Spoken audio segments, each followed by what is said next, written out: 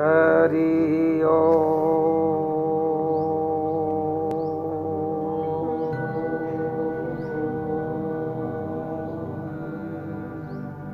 सच्चिदानन्दरूपाय विश्वोत्पत्त्यादिहेतवे तापत्रय विनाशाय श्रीकृष्णाय नमः। बोलिए श्री पीपाजी महाराज की जय हो। आज की जो सत्संग है, माता जी सीता जी टोडा नरेश की महारानी जी को स्त्री धर्म का उपदेश दे रहे हैं। उसमें ये जो गृहस्थ आश्रम के लिए बहुत ही लाभकारी है, बहुत उपयोगी है। अब वो रूपवती जी ने प्रश्न किया है, हे साध्वी जी, हे कल्याणी, आप मुझे नारी धर्म, नारी कर्तव्य, नारी की शिक्षा के विषय में कुछ विस्तार से समझाने की कृपा करें। सीता शास्त्री जी ने कहा, हे प्रिय, आपका प्रश्न बहुत उत्तम है। ये स्त्री मात्र के लिए हितकारी है और कल्याणकारी है, परम लाभकारी है।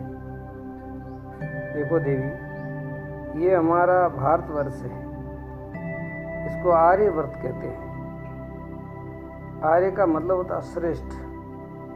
पूरी दुनिया में हमारे भारत जैसा देश कोई श्रेष्ठ नहीं है, ऐसा पवित्र कोई देश नहीं है। इस भारत की नारी महान आर्य नारी हुई है। उन्होंने अपने स्त्री धर्म का पूर्ण कर्तव्य निभाया है। हमारे भारत की शिक्षा पद्धति सर्वोत्तम है। नारी जीवन के लिए जो हमारे ऋषि मुनियों ने लाखों वर्षों की खोज और लाखों वर्षों की तपस्या का अनुभव के आधार पर जो शिक्षा स्त्रियों के लिए दी है, वो शिक्षा ही स्त्रियों के लिए महान उपयोगी हो सकती है। जो वर्तमान की जो शिक्षा है, वो पेट भराई तो कर सकते हैं, लेकिन विशेष करके स्त्रियों के बिल्कुल पूर्ण पतन का कारण बनती है। आज हम सब देख रहे हैं, इतने राजनेता है, इतने बड़े बड़े पद वाले लोग हैं, लेकिन कोई भी आज स्त्री की सुरक्षा के लिए किसी के पास कोई साधन नहीं है। इतना बड़ा पद पर बैठे हुए लोग भी स्त्री को सुरक्षा नहीं दे रहे हैं। ये क्या हो रहा है? ये क्यों हो रहा है? इसका कारण ये है कि स्त्री को जो शिक्षा मिलनी चाहिए खुद के सुरक्षा की, वो शिक्षा उसको नहीं मिल रही। इस कारण से आज स्त्री का पतन हो रहा है और स्त्री आज सुरक्षित नहीं है। वही शिक्षा सृष्टि से लेकर के अंत तक सर्वश्रेष्ठ वो साबित होती है। कौन सी शिक्षा? जो हमारे ऋषि मुनियों ने जो विधान बनाए हैं, नियम बनाए हैं, अनुशासन बनाए हैं स्त्री के लिए, तो उन्होंने खूब कठोर तप करके, अनुभव करके उन्होंने अनुशासन दिए हैं। ऐसे मनमर्जी से कोई अनुशासन उन्हें थोपा गया नहीं है। इनके उन नियमों के अनुसार आगे चलेंगे तो स्त्री महान सुख पाएगी और सुरक्षित रहेगी, और आगे भी इन शिक्षा के आधार पर सर्वोत्तम लाभ प्राप्त हो सकता है। इस संसार में स्त्रियों का बहुत बड़ा योगदान है।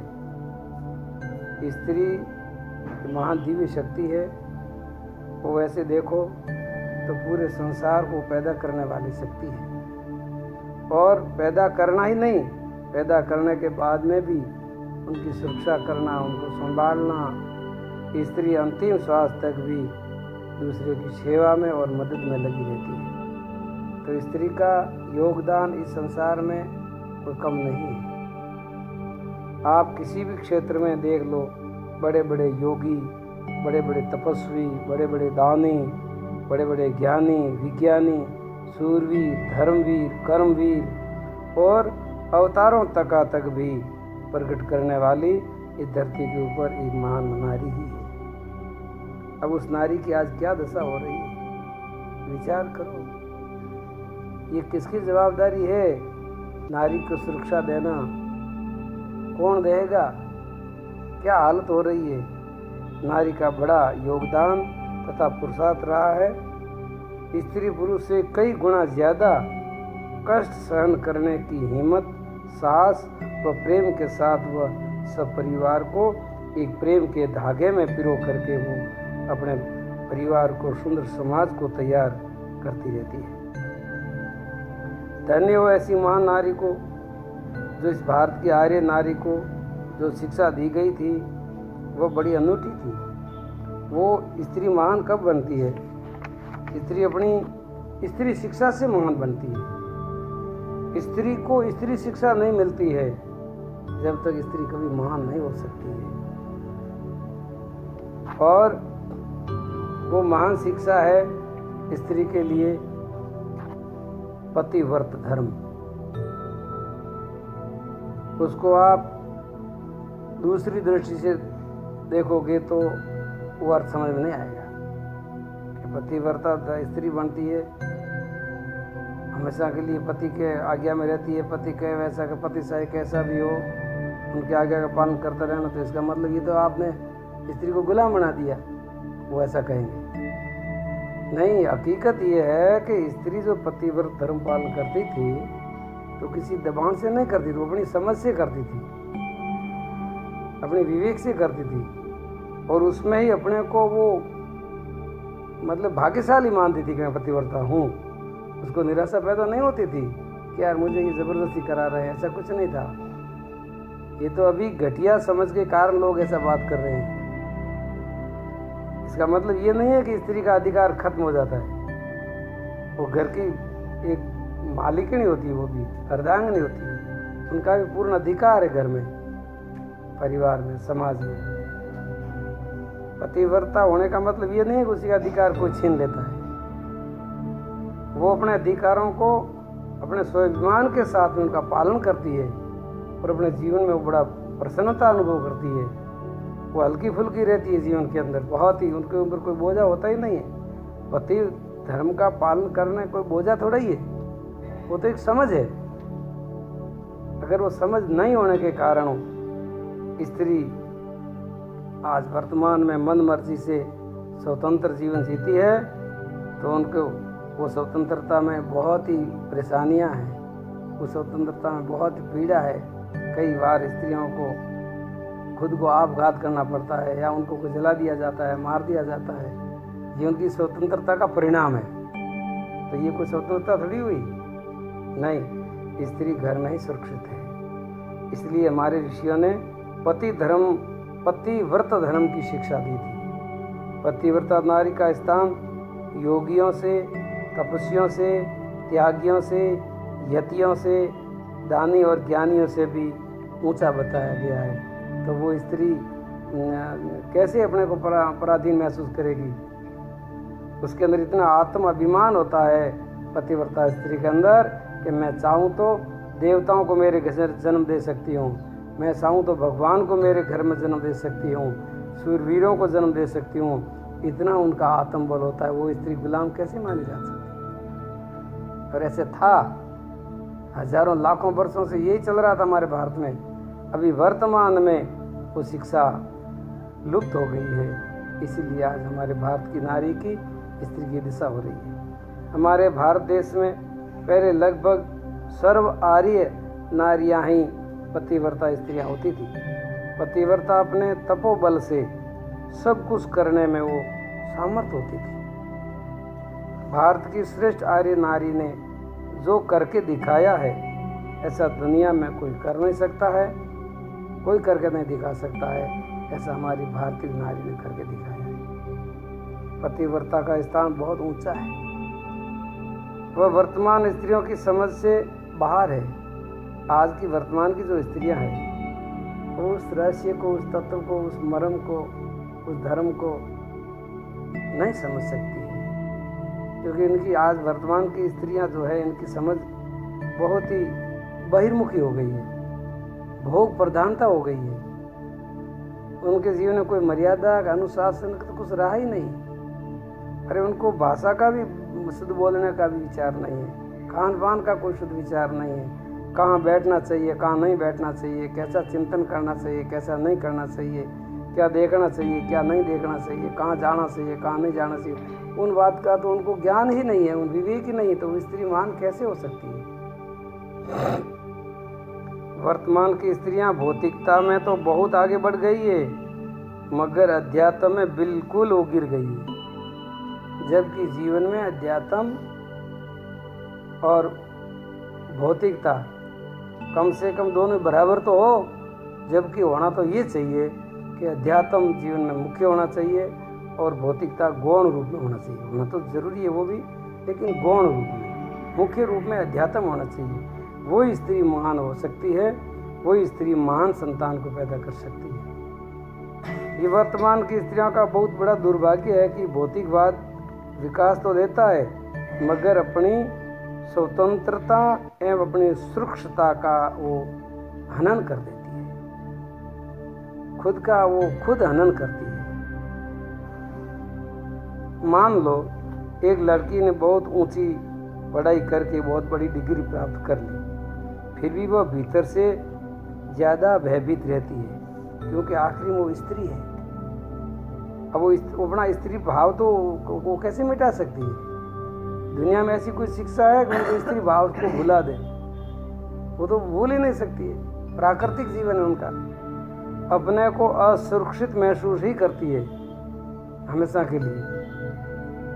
ठीक है, कोई भाई मिलिट्री मैन उसके हाथ में बंदूक रहती है 24 घंटा, वो एक अलग बात है, लेकिन वो सबों को संभव है ही नहीं। जबकि स्त्री मात्र के हित की बात जब करते हैं तो वो सुरक्षा उनके खुद के ही हाथ में होती है, जहाँ रहती है उनकी खुद सुरक्षा कर लेती है। कदम कदम पर वह विकारों की शिकार हो जाती है, हर दिन उनका अपमान होता है, क्योंकि वह बिना सोचे समझे भीतर की वासना की आग को बुझाने के लिए अति कामी, अति स्वार्थी, अति अहंकारी, ऐसे जिनका स्वभाव बिगड़ा हुआ है, ऐसे पुरुषों के जाल में फंस करके वो जीवन को नरक बना देती है। उनके जीवन में उनको संयम नहीं रहता है। और हमारे भारत की नारी अपने जीवन के ऊपर संयम रखती थी, पतिव्रता स्त्री होती थी, और मान लो कि 6 महीनों के बाद उनका पति मर गया है तो पूरा जीवन ब्रह्मचर्य का पूर्ण पालन करती थी, इंद्रियों के ऊपर संयम रखती थी, और अपने और पूरे परिवार को एक मतलब नया आदर्श दिखा कर जाती थी। वो अपने जीवन को बिगाड़ती नहीं थी। आज की स्त्रियां तो अपना पति होते हुए भी भटकती फिरती है पर पुरुषों के पीछे। बोलो कहाँ गई शिक्षा, वो कहाँ गए संस्कार? ऐसी होती है शिक्षा क्या? नहीं, ये बिल्कुल पशुओं से भी ज्यादा गिरी हुई जीवन है। पशुओं में तो बड़ा संयम है, पशुओं में तो बड़ा नियम है, वो प्रकृति के नियम के विरुद्ध कोई कार्य नहीं करते हैं। लेकिन दुर्भाग्य आज इस स्त्री का ऐसा हो गया है कि वो अपने को बिल्कुल पतन के मार्ग में ले जा रही है। फिर बाद में क्या होता है, फिर उनको आपघात करने की नौबत आ जाती है, या दुष्ट हिंसक पुरुषों के द्वारा अपने ऐसे अमूल्य जीवन से हाथ धोना पड़ता है। दुष्ट लोग, निर्दयी लोग होते हैं, उनके जीवन को जला देते हैं, काट करके फेंक देते हैं जंगल में।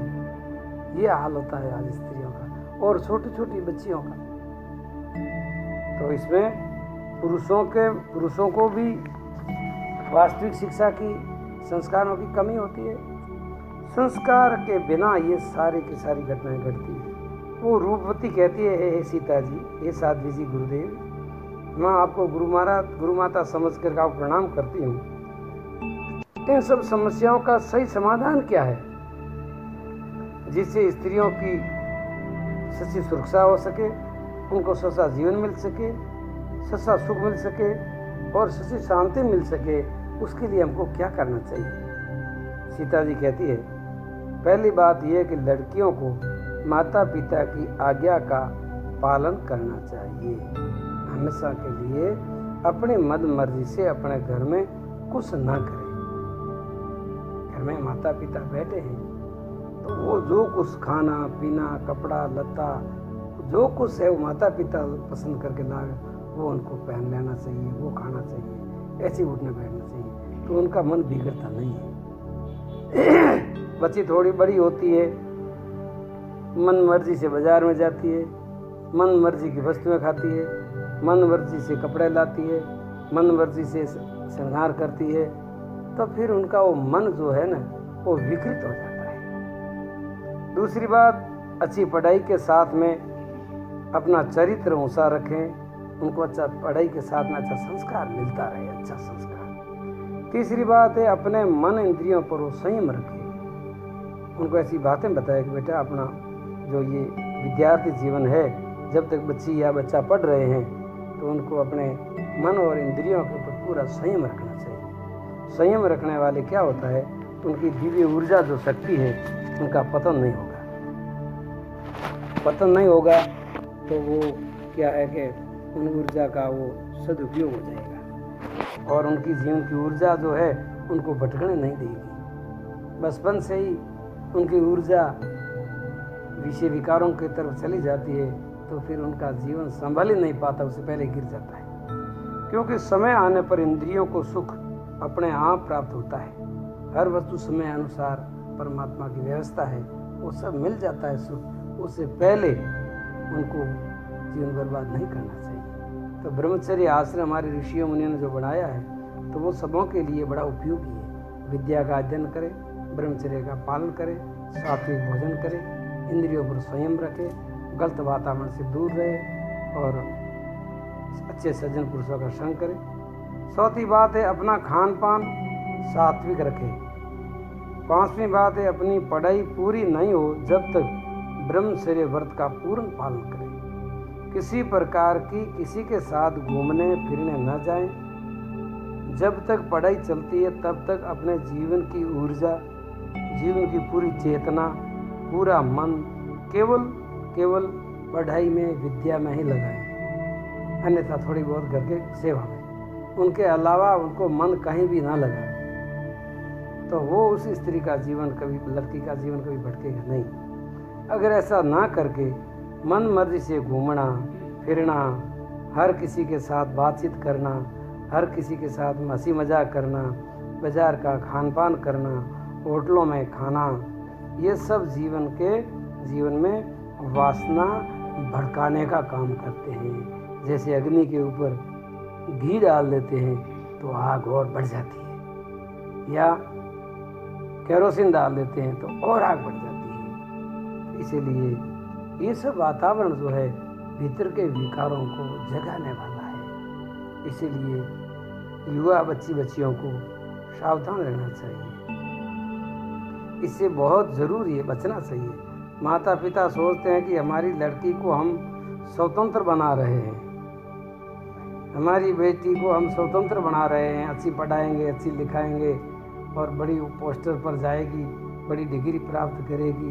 हाँ, वो सब कर सकती है, लेकिन अपना जो वास्तविक स्त्री तत्व जो है, जीवन तत्व जो है, उनकी हत्या हो जाती है। फिर वो घूमती है संसार में, खोखला बन करके घूमती है, उसके जीवन के अंदर कोई पावर नहीं रहता है, उनके जीवन में कोई ओज नहीं रहता है, उनके जीवन में कोई क्षमता, कोई धैर्य, कोई विवेक, कोई मर्यादा, कोई अनुशासन, ऐसे कोई गुण उसमें नहीं दिखते हैं आपको। तो वो जीवन क्या है? खोखला जीवन है। मगर ये स्वतंत्रता तो जीवन को पशु बना देती है।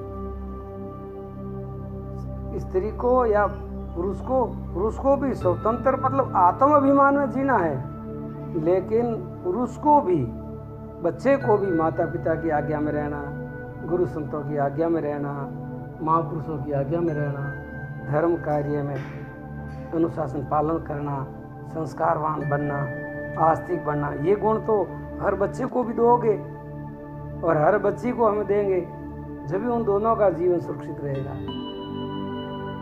मन मर्जी से घूमना तथा भोगना ये पशुओं की स्वतंत्र प्रवृत्ति है। भाई मन मर्जी से भोगना ये तो पशुओं की संस्कृति है, लेकिन पशुओं की संस्कृति में तो अभी तक नियम है प्रकृति के, बिना रुत जीवन को बर्बाद नहीं करते ऊर्जा को। ये मनुष्यों का धर्म नहीं है। अगर ये 5 बातों पर कोई ध्यान नहीं दिया तो जीवन का पतन हो जाएगा। इनमें माता पिता का भी पूरा सहयोग लेना चाहिए। अपनी पढ़ाई के अलावा अपनी मन मर्जी से कोई भी प्रकार का निर्णय नहीं लेना चाहिए। जैसे अपने मन मर्जी से किसी प्रकार का कोई बच्चों और बच्चियों को निर्णय नहीं लेना चाहिए। अगर कोई कार्य में परिवर्तन करना है तो माता पिता की आज्ञा लेकर के, अपने गुरुजनों की आज्ञा लेकर के, बड़े सज्जन पुरुषों की आज्ञा लेकर के फिर उनके आप कदम रखोगे तो आपको निराशा हाथ में नहीं आएगी। क्योंकि वासना भड़कने के बाद सच्ची समझ, सच्चा विवेक नहीं रहता। वासना अंधी होती है। अंधा व्यक्ति कोई निर्णय नहीं कर सकता। अंधे व्यक्ति को कोई सूझता नहीं। वासनाग्रस्त जीवन को कोई होश नहीं रहता। इस बेहोशी में ही गलत कदम उठते हैं। युवा पीढ़ी में गलत कदम कब उठते हैं कि ज़्यादातर इस वासना के अंधापन में ही उठते हैं। उनको होश नहीं रहता है, न माता पिता का होश रहता है, न मर्यादा का होश रहता है, किसी प्रकार का कोई प्रकार का उनको होश नहीं रहता। इसीलिए बहनों को अपनी सुरक्षा अपने विवेक, मर्यादा तथा शील व्रत के द्वारा ही करनी चाहिए। ये स्त्री की सुरक्षा है। खुद का विवेक, खुद की मर्यादा, खुद का शील व्रत, खुद के संस्कार, खुद का बोध, ये स्त्री की सुरक्षा है। अब खुद में ना तो विवेक है, ना मर्यादा है, तो फिर वो खुद की सुरक्षा नहीं कर सकती। ये विवेक, ये समझ, ये मर्यादा, ये शील व्रत कोई बाजार में नहीं मिलने वाली वस्तु है। ये स्कूलों में मिलने वाली शिक्षा भी नहीं है। ये यार दोस्तों के पास भी नहीं मिलती है। ये विवेक तो ऊंच नारियों का जीवन चरित्र पढ़ने से, जो हमारे भारत में अच्छी श्रेष्ठ नारियां हुई है, उनका जीवन चरित्र पढ़ो, उन पर ध्यान दो और धर्मशास्त्र पढ़ो। ऋषियों मुनियों ने जो जीवन जीने की जो शैली बताई है, उन पर ध्यान दो। भगवान व गुरु संतों में पूर्ण आस्था रखो, श्रद्धा रखो। आप जितने गुरु संतों से दूर रहोगे, इतने भटकोगे। कोई दुनिया में बचाने वाला नहीं है। पैसा तो तुम करोड़ों कमा सकते हो, लेकिन जीवन की सुरक्षा तुम्हारे पास कुछ नहीं है। परिवार की सुरक्षा आपके पास कुछ नहीं है, क्योंकि वो तो संस्कारों से होती है, और संस्कार आज स्कूलों में नहीं मिलते हैं। थोड़े बहुत अगर जो मिलेंगे तो आपको गुरु संतों शास्त्रों के साथ में मिलेंगे। माता पिता की आज्ञा का पालन करने तथा वृद्ध माताओं की संगति से भी ये संभव होता है। वृद्ध माता पिता की सेवा करो, वृद्ध लोगों का संग करो, सज्जन पुरुषों का संग करो। ऐसा करने से अपने आने वाली युवा पीढ़ी की सुरक्षा हो सकती है और स्त्री के पतन भी रुक सकता है। और आगे साध्वी जी ने एक बात पूछी है, स्त्री के पतन का मुख्य कारण क्या है, उस बारे में सीता जी आपको शिक्षा देगी। तो वो शिक्षा आपको कल इस विषय में थोड़ी चर्चा करेंगे। तो भगवान सबका भला करे, सबका घर पवित्र कल्याणकारी हो, सबको अच्छे संस्कार मिले, अच्छी शिक्षा मिले, पवित्र जीवन जिए। तो इसी के साथ में सबों को हरि ओम।